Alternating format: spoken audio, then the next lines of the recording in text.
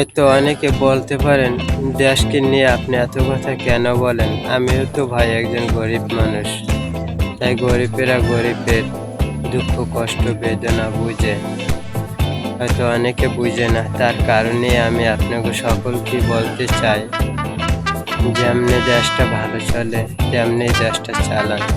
আর গরিব মানুষকে এভাবে না খেয়ে মারিয়েন না ভাই।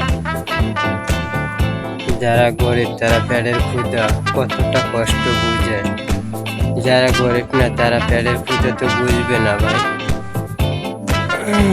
আমরা না খেয়ে একবেলা থাকলে বুঝে পেটের কত জ্বালা যন্ত্রণা। যারা না খেয়ে থাকে না তারা কিন্তু বুঝতে পারে না পেটের কত জ্বালা যন্ত্রণা। যাদের টাকা পয়সা কোটিপতি ধন সম্পদ আছে তারা পেটের যন্ত্রণা বুঝতে পারবে না। গরিবের কষ্ট গরিবেরাই বুঝে।